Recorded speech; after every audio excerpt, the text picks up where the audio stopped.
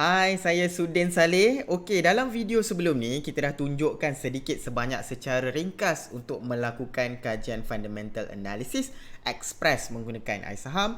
Dalam video kali ini kita nak lihat salah satu screener yang berkait rapat dengan apa yang kita telah bincangkan sebelum ni, iaitu pada mereka yang tak tahu nak pilih saham apa dan berminat untuk mencari saham-saham yang fundamentalnya agak kukuh, ada satu strategi iaitu menggunakan salah satu screener yang ada di iSaham yang kita akan review pada hari ini. Boleh klik di iSaham.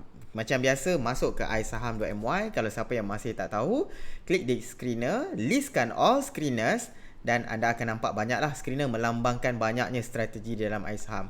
So hari ni kita nak review salah satu daripada screener yang di dalam kategori fundamental, tidak lain dan tidak bukan screener yang dipanggil FCON ataupun fundamental consistency.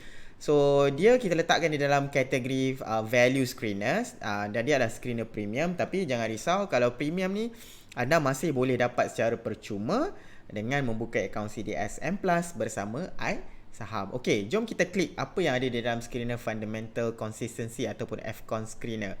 Okey, secara ringkas seperti yang kita terangkan sebelum ni, FCON melambangkan peningkatan fundamental sesuatu syarikat secara konsisten. Jadi singkatannya adalah fundamental consistency, yang itu kita namakan FCON.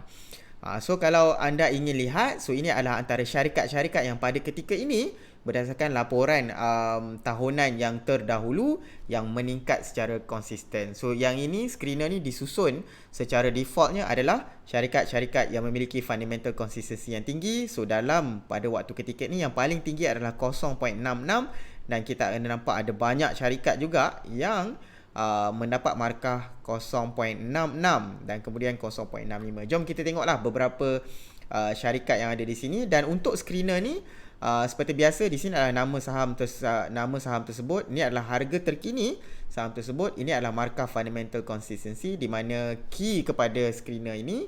So ada juga kita letakkan dividend yield. Mungkin ada yang berminat mencari saham yang fundamental konsisten tetapi dalam masa yang sama memberikan dividen yang konsisten ataupun tinggi. PE ratio syarikat tersebut, return of equity, profit margin, dan yang ini yang paling penting adalah fundamental score secara keseluruhan syarikat tersebut. So jom kita tengoklah macam mana rupanya agaknya syarikat yang memiliki FCON yang tinggi. Sebagai contoh, kita klik di SaiPark. Okay, SaiPark markah yang tinggi. Okay, teknikalnya tidak berapa baik, tapi kita nak fokus kepada fundamental. So ini anda lihat. So yang di mana revenue yang meningkat secara konsisten sejak dahulu lagi, begitu juga profitnya meningkat secara cantik saja. Yang ini kalau nak buat so bolehlah kita nak simpulkan FCON ni sebenarnya fundamental yang kita technicalkan. Jadi kita nampak trend dia. So dalam konteks technical, ini yang mana fundamentalnya uptrend dan uptrend dengan sangat baik lah.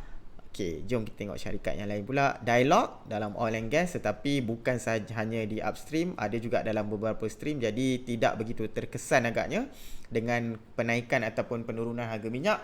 Dan boleh nampak bagaimana syarikat Dialog ni meningkat dengan konsisten revenue-nya. Ada penurunan pada tahun 2000 sejak 2018 dan 2019, tetapi profit masih lagi terus menaik. Walaupun revenue agak menurun, profit terus meningkat, naik. Dash Lady, semua orang tahulah tentang Dash Lady ni, apa produk-produk dia kan, yang memang mungkin ramai juga sini peminat-peminat produk Dash Lady. Revenue meningkat secara konsisten, ada mendata sedikit dalam tahun 2018, dan profit dia pun agak menurun recently, tetapi secara trendnya masih lagi uptrend. Masih lagi uptrend. Ataupun kita tengok yang lain lah, GDAX. Okay, GDAX pun sama juga so sama juga meningkat dengan sangat baik. Profit trend juga masih lagi uptrend. Jadi ini adalah antara contoh kalau anda berminat untuk melabur dalam syarikat-syarikat yang memiliki fundamentalnya sangat kukuh.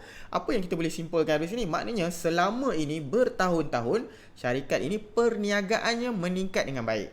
Salesnya menaik, profitnya menaik. Jadi kemungkinan juga syarikat ini dijaga oleh mereka ataupun management yang pandai berniaga, pandai menguruskan perniagaan, pandai mencari keuntungan, dan keuntungannya kemungkinan akan terus meningkat. Jika anda rasa tapi bukanlah garanti, asas pertimbangan dalam saham masih lagi sama.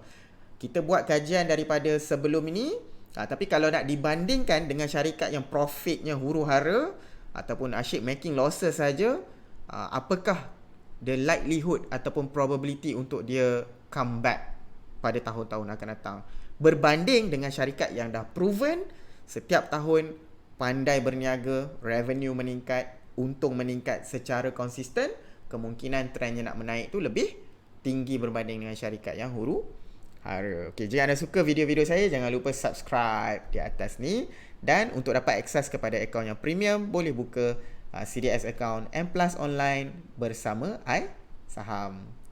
Jumpa lagi.